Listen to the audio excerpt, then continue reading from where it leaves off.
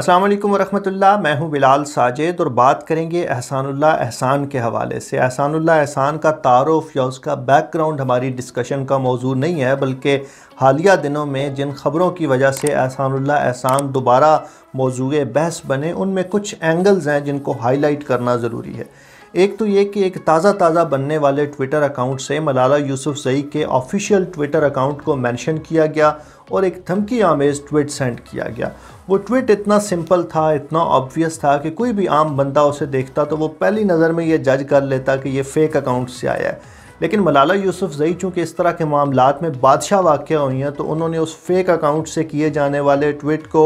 Mention करना, respond करना ज़रूरी समझा और DGISPR को मेंशन करके ये सवाल पूछा कि ये दहशतगर्द आपकी कैद से फ़रार कैसे हो गया। अब ज़ाहिर है चूँकि मलाला यूसुफज़ई ने उसको रीट्वीट किया था, उस पर रिस्पॉन्ड किया था, तो इंटरनेशनल मीडिया में इस ख़बर का आना और DGISPR के हवाले से, पाकिस्तान आर्मी के हवाले से इसको मौजूए बहस बनाना बिल्कुल एक मंतकी अमल था। हमारे यहाँ बहुत से लोगों ने इसको फाटफ की आने वाली मीटिंग के साथ रिलेट किया, इंडियन मीडिया ने इसको उठाया और बड़ी हद तक ये बात दुरुस्त मालूम होती थी कि मलाला यूसुफज़ई चलें बच्ची सही, लेकिन अब इतनी बच्ची भी नहीं है कि उसको ये महसूस ना हो कि ये जो ट्वीट उसके पास आया है ये किसी फ़ेक अकाउंट से आया है या असल अकाउंट से आया है। लेकिन बहरहाल चूँकि उसका सवाल वैलिड था, तो उस सवाल को DGISPR की हालिया प्रेस कॉन्फ्रेंस में सहाफ़ियों ने DGISPR के सामने रखा। अब एक बात ये अंडरस्टैंड करने वाली है कि DGISPR के सामने आप एवं सवाल नहीं रख सकते, आउट ऑफ द ब्लू आप सवाल नहीं रख देते,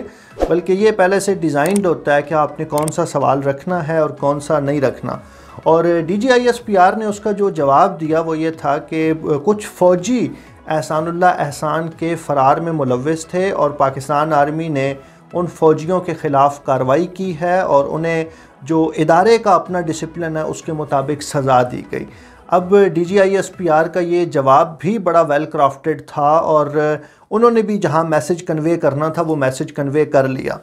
अब सवाल ये पैदा होता है कि ये जो फ़ौजी एहसानुल्लाह एहसान के फ़रार में मुलव्विस थे, ये कौन थे? ये आम फ़ौजी थे, ये सिपाही थे, ये हवालदार, सूबेदार थे?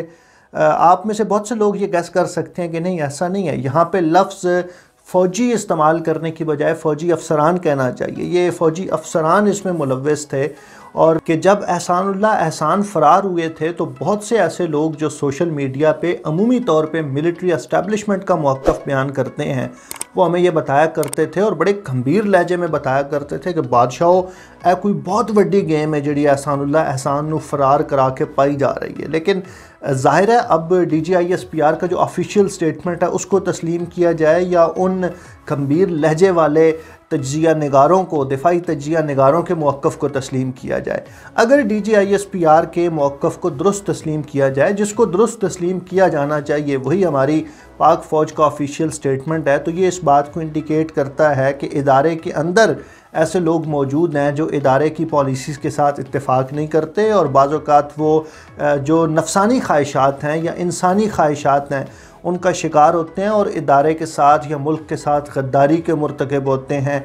मुल्क के साथ वफ़ादारी ना करने के मुर्तकिब होते हैं। गद्दारी का लफ्ज़ थोड़ा सख्त हो गया, मैंने कहा इसको नरम कर लेते हैं। तो हजूर बात यह कि यही बात तो हम कहते हैं पाकिस्तान आर्मी के हवाले से। जब हम पाकिस्तान आर्मी पे या मिलिट्री एस्टैब्लिशमेंट पे या सियासी अमल में अस्करी इदारों की मुदाखलत पे तनकीद करते हैं तो हम इदारों को गाली नहीं दे रहे होते, हम फ़ौज को गाली नहीं दे रहे होते, हम फ़ौज पे तनकीद नहीं कर रहे होते। फ़ौज तो ज़ाहिर है हमारी फ़ौज है, हम उसकी इज़्ज़त भी करते हैं, हम उससे प्यार भी करते हैं और अगर खुदा न खास्ता कोई जंगी कैफियत बनी तो हम अपनी फ़ौज के शाना बशाना भी खड़े होंगे। लेकिन हम भी तो यही बात कहते हैं कि बावजूद इसके कि ये इदारा हमारा अपना है, ये फ़ौज हमारी अपनी है, हमें इस फ़ौज से प्यार है, लेकिन इस फ़ौज के अंदर कुछ अनासर ऐसे हैं या इस फ़ौज की कुछ पॉलिसीज़ ऐसी हैं जो मुल्क के लिए दुरुस्त नहीं हैं, जमहूरियत के लिए दुरुस्त नहीं है, सियासी अमल के लिए दुरुस्त नहीं है। और ये जो DGISPR का स्टेटमेंट है या आप कहना चाहिए कि इदारे के हवाले से उनका जो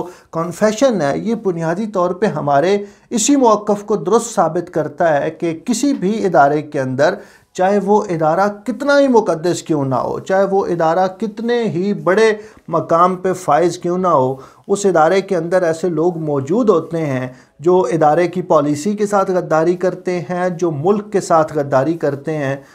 और इदारों की हाई कमांड को दगा देते हैं। तो हुजूर, कोई भी शख्स जो मिलिट्री एस्टैब्लिशमेंट पे तनकीद करता है, सियासी अमल में अस्करी इदारों की मुदाखलत पे तनकीद करता है, आप चढ़ते साथ ही उसे गालियां देना शुरू कर देते हैं, उस पर गद्दारी का लेबल चिस्पा कर देते हैं, जबकि ऐसी बात नहीं है। DGISPR का बयान इस बात की तस्दीक करता है कि किसी भी इदारे में उस इदारे से मुंसलिक अफराद में मसला हो सकता है। अल्लाह रब्बुल इज़्ज़त से दुआ है कि वो हमें ये बात समझने की तौफीक अता फ़रमाए, और ये जो सोशल मीडिया पे मुजाहिदीन हैं जो इदारों को रिप्रेजेंट करते हैं, सेल्फ प्रोक्लेम्ड मुहिब्बे वतन जो लोग हैं, अल्लाह रब्बुल इज़्ज़त इन्हें भी हिदायत नसीब फ़रमाए। आप लोग इस हवाले से क्या सोचते हैं, हमारे साथ ज़रूर शेयर कीजिए। अल्लाह रब्बुल इज़्ज़त आपको आसानियाँ अता फ़रमाए और खल्क़े खुदा में आसानियाँ बांटने की तौफीक अता फ़रमाए। बहुत शुक्रिया।